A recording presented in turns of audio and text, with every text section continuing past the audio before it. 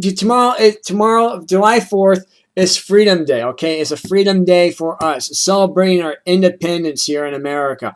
And here's the thing.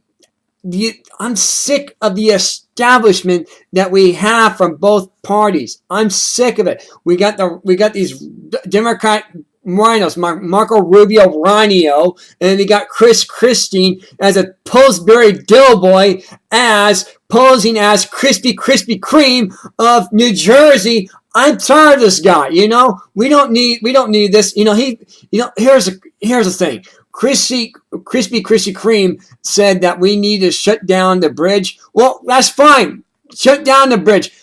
Do it in Iraq. If we're going to shut down the bridge, do it in Iraq and protect our oil fields over there. American oil fields. What happened? Right now, because of ISIS, our oil fields are vulnerable. They have left. Our government facilities are gone. So nobody's there to secure our oil wells. So guess what? You're going to have another BP disaster coming on. I just want to give you a fair warning here. And because of this, I see our gas prices going $7-8 a gallon now. And I don't see anything in the news media about this at all whatsoever. I don't see anything about this story being told at all. They want to hide it. They want to bury it, and they don't want to look at it. Go ahead, Rose. Tell me, why is that?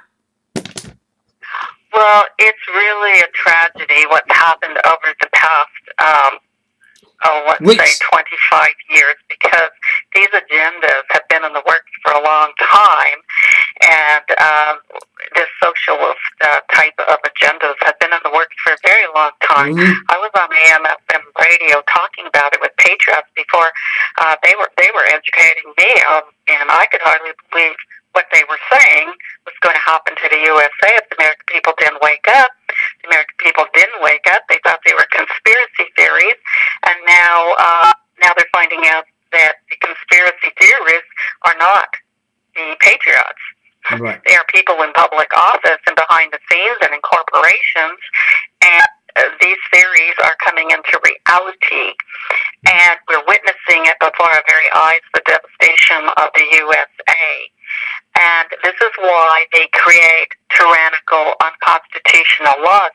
They must declare the Constitution meaningless, and in order to trample on it and create and rubber stamp on un-American, unconstitutional, unread laws by looking the other way, taking bribes for votes, making backroom deals, taking insider trading, mm-hmm.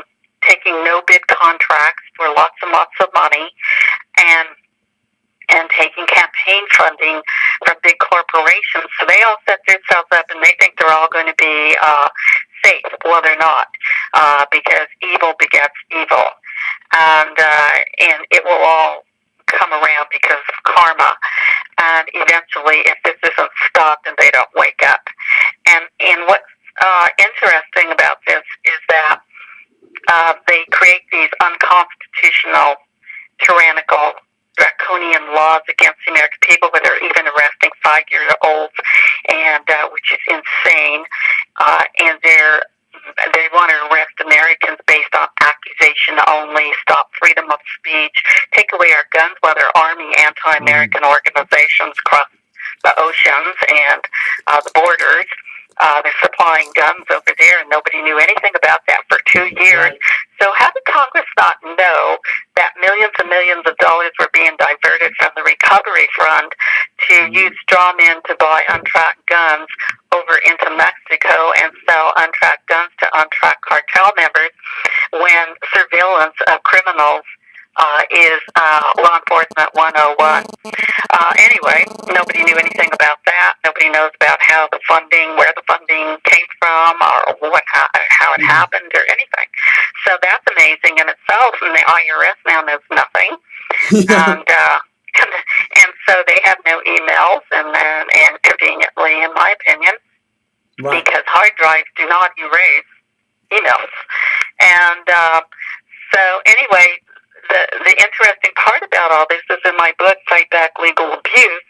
I warned the American people that if they vote lawyers into the Oval Office, and that they were voting too many lawyers into Congress, they should be voting in businessmen and farmers and housewives and all from people from all walks of life.